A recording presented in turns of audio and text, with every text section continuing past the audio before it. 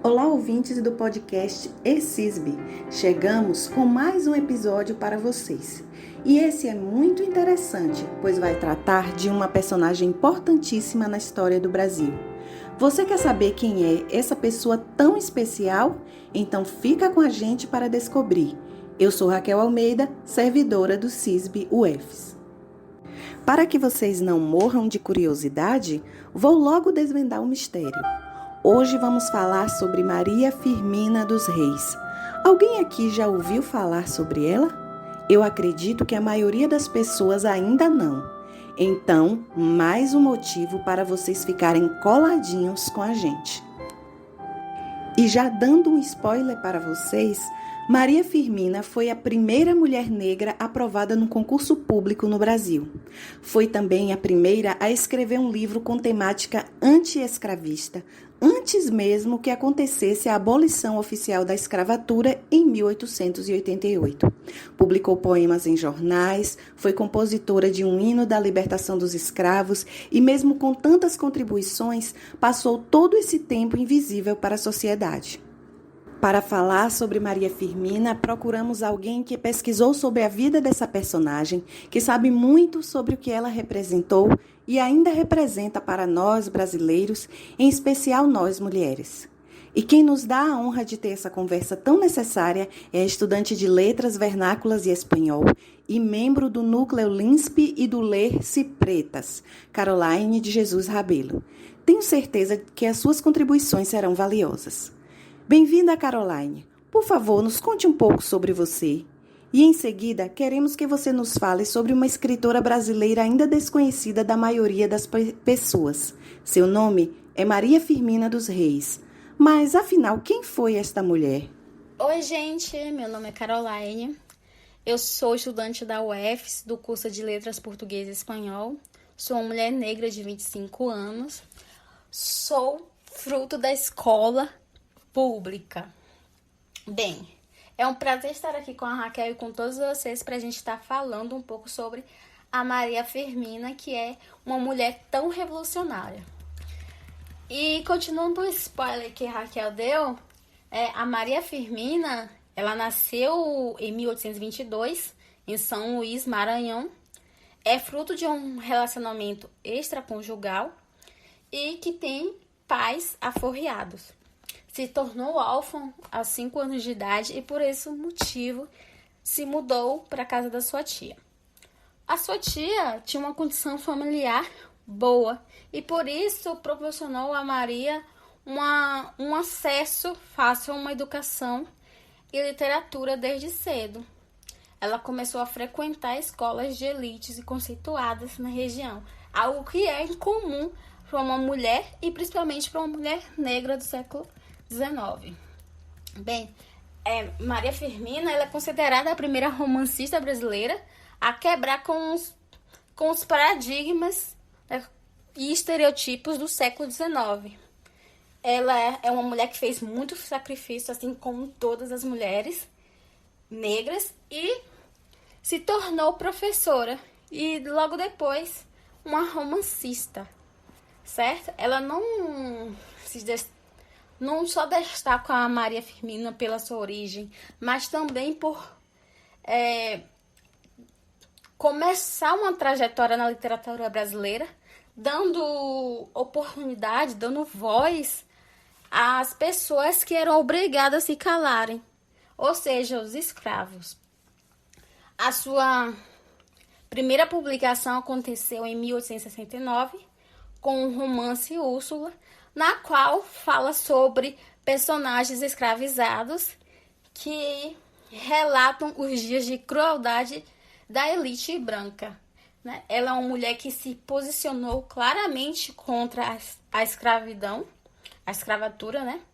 E por isso, hoje, a gente considera a Maria Firmina uma mulher que inaugurou aquilo que a gente chama hoje de literatura afro-brasileira. Bem, é a partir daí que a gente começa a entender quem foi essa mulher. Então, quem é essa mulher? mulher negra, nordestina, lutadora, filha de pais escravos, né? Escravos aforreados, mas é uma mulher que teve uma atitude humanizadora em relação aos escravos. Bem, essa é a Maria Firmina. Na sua opinião, por que Maria Firmina passou tanto tempo desconhecida para a maior parte da sociedade, mesmo nos tempos atuais? E por que só agora vem sendo reconhecida e homenageada? Então, Raquel, eu vou tentar responder essa sua pergunta com o prólogo do livro Úrsula de Maria Firmina. Ela diz o seguinte: pouco vale este romance, porque escrito por uma mulher e mulher brasileira de educação acanhada, e sem um trato e conversação dos homens ilustrados. Então, a gente já pode ter uma ideia aqui de que Maria Firmina, ela já sabia da sua posição social. Ela estava duplamente à margem da sociedade, por ser mulher e por ser negra. Então, creio eu que esse é um dos motivos por ela não ser tão conhecida, porque ela retratava o negro a partir de uma perspectiva interna, ou seja, era um negro falando de outro negro. E como a sociedade do século XIX, ela era marcada por escritores, majoritariamente homens, e que falavam, homens brancos, né? E que falavam de branco falando do negro. Ou seja, não era interessante porque a obra dela falava de uma questão abolicionista. E por que a gente não vê as obras de Maria Firmina tão difundida hoje? Devido ao racismo. Não é interessante para a elite branca brasileira ter personagens falando, dando voz àqueles que não têm. Não é interessante dar instrumentos ao sujeito negro para que ele reconheça sua posição na sociedade e queira sair dela, porque essa posição na sociedade foi imposta pela própria sociedade branca. Então, a gente vê aí uma perpetuação do racismo e também do machismo, né? Que a gente também não vê muitas obras escritas por mulheres e principalmente mulheres negras. Então, eu creio que é algo que não é interessante difundir a cultura negra para a sociedade branca. Por isso, a Maria Firmina não era tão conhecida como está sendo assim agora, né? Que está ganhando mais engajamento um foco maior nas mulheres negras agora. Durante a maior parte da vida de Maria Firmina, o regime de escravidão ainda não havia sido abolido. Como ela demonstrou o seu apoio à causa abolicionista? É uma questão interessante, Raquel. E, se vocês me permitem, vou trazer outro trecho, porque demonstra bastante a posição de Maria Firmina. Então, é o seguinte: meteram-me a mim e a mais 300 companheiros de infortúnio e de cativeiro no estreito e infecto porão de um navio. 30 dias de cruéis tormentos e de falta absoluta de tudo. Quanto é mais necessário à vida, passamos nessa sepultura até que abordamos as praias brasileiras. Para caber a mercadoria humana no porão, fomos amarrados em pé e para que não houvesse receio de revolta, acorrentados como os animais ferozes das nossas matas que se levam para recreios de potentados na Europa. Então, com esse trecho, a gente já percebe, né, que foi através da literatura que a Maria Firmina se posicionou, né, contra a escravidão. Por isso que ela é considerada uma das maiores abolicionistas da literatura, né? E é através dos seus escritos, das suas publicações em jornais, que ela participou de várias publicações de jornais conhecidos no Maranhão, sabe?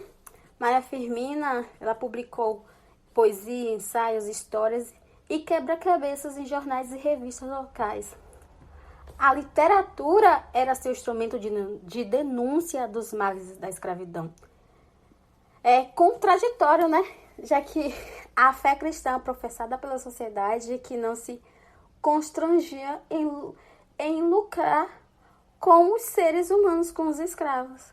Por isso que é tão constrangedor e horrível lembrar essa época.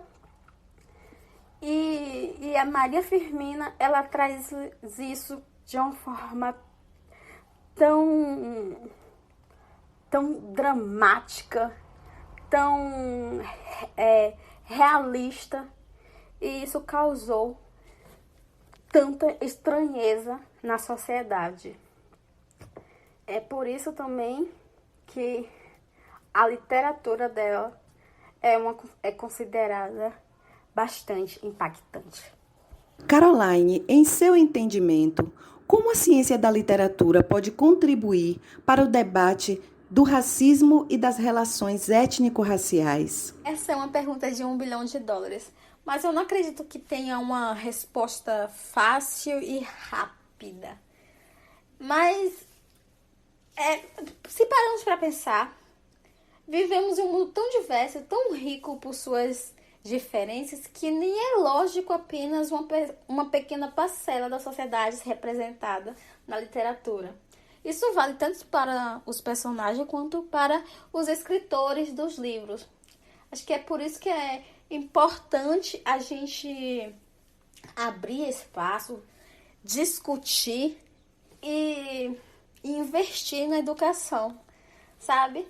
É importante que falar sobre a representatividade negra. É importante e fundamental que não haja uma história única sobre os diferentes povos, culturas e lugares. Eu me lembro de quando eu estava lendo um conto quando era criança, que os personagens eram iguais. Eles eram brancos, loiros, viviam no frio. E eu, sendo negra, morando em uma região muito quente, eu nunca me senti tão representada. Eu nunca me senti parte da sociedade. Então, eu acredito que pela literatura, assim como os demais canais de comunicação, né, que seja ela vasta e eclética, de modo a não representar sempre histórias que perpetuam padrões. É um fator importante a gente se identificar quando criança. É por isso quando eu digo que a literatura infantil, para mim, tem que contribuir para diminuir o racismo, para a construção de uma identidade. E no caso de crianças negras, é essencial que haja cada vez mais personagens negros.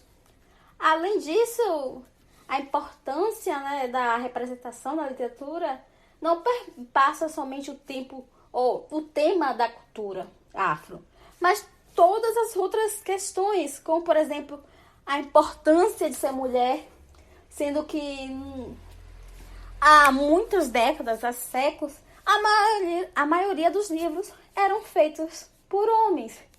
Então, é a literatura infantil, através da literatura infantil, que a gente pode contribuir para que haja pelo menos uma redução do racismo estrutural. Porque criança, ela aprende com os padrões que são vividos por ela na infância. E quando você não tem uma educação, vamos dizer assim, uma boa educação, você se torna uma pessoa racista. Você vê e reproduz o que a sociedade quer, né? É importante, por isso que é importante as crianças se identificarem, e também é importante crianças brancas lerem, para elas perceberem como o mundo é tão diverso, como o mundo é tão rico e que a gente tem que respeitar as outras culturas, respeitar o outro, né? Então, a literatura infantil, creio eu, que tem muito para contribuir com a questão do racismo. Para você, Caroline, quais ações devem ser feitas pela sociedade para que pessoas como Maria Firmina, que deixaram e deixam tantas contribuições para a cultura brasileira, não sejam esquecidas? Então, Raquel, essa sua pergunta me fez lembrar que a Maria Firmina é tão pouco conhecida no Maranhão, na sua terra natal, é tão pouco estudada e por seus próprios conterrâneos, levando, né, causando um descaso total. Ela fica à mercê dos grandes nomes da literatura. É uma realidade lamentável, principalmente eu, enquanto mulher negra e nordestina, não ver essa literatura, essa mulher difundida na escola. É por isso que eu acredito que a gente tem que levar a Maria Firmina para a escola, para a universidade, para os campos de debate. Gente, para a vida. Esses personagens são importantes para a gente lembrar, para a gente nos reconhecer, para dar voz aos negros e dizer que mesmo naquela época, mesmo no século XIX, a gente já tinha mulheres, já tinham pessoas que eram desconhecidas, que até hoje estão no anonimato, porque não é vantajoso para a sociedade. Não era vantajoso e continua, vamos dizer assim, não sendo vantajoso discutir elas nos espaços. Mas, acredito eu, que através de vários autores, de várias mulheres que estão se engajando hoje, como a Conceição Evaristo, né, que ela está sendo bastante discutida agora, que a gente vai trazer outras mulheres negras, como a Maria Firmina, como a Carolina de Jesus, para os espaços profundos do Brasil, que são espaços de silenciamento, são espaços de pobreza e que são espaços que precisam e necessitam de ajuda, de educação, de literatura, que a literatura pode salvar vidas. E é por isso que a gente tem que continuar difundindo. E até parabenizo a vocês por estar fazendo esse podcast, né, para todos, e que tenham bastante acesso e bastante divulgação sobre esse trabalho tão maravilhoso da Maria Firmina. Com certeza, Maria Firmina dos Reis foi uma grande mulher, uma mulher de coragem. Deixou seu legado de empoderamento a nós, suas contemporâneas. Sem dúvida, ela esteve à frente do seu tempo. Infelizmente, o fato dela ser mulher e negra numa sociedade escravocrata e patriarcal do século XIX não permitiu que fosse reconhecido o seu devido valor. Só agora, após 200 anos de seu nascimento, é que vem ganhando notoriedade. Isso prova o quanto ainda temos que refletir e debater sobre as questões raciais e de gênero, ainda tão mal resolvidas na sociedade brasileira e mundial. Agradecemos a Caroline pela contribuição, que foi de muito valor para os nossos ouvintes. Aproveito para convidá-los a visitar nossas redes sociais. Lá vocês encontrarão muita coisa legal. Nós estamos no Instagram como @cisb_ufs, no YouTube cisb_ufs Biblioteca Viva e na homepage cisb_ufs. Então não perca tempo e siga a gente lá. Até o próximo episódio.